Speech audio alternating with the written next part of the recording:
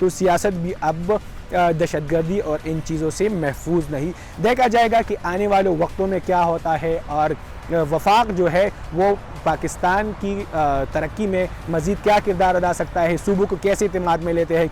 इससे पहले अगर बात की जाए, और कल जो है राना सनाउल्लाह साहब ने प्रेस कॉन्फ्रेंस किया और उन्होंने कहा कि टीटीपी के साथ मुज़ाकरात तब की जाएंगे जब वो हथियार डाल देंगे।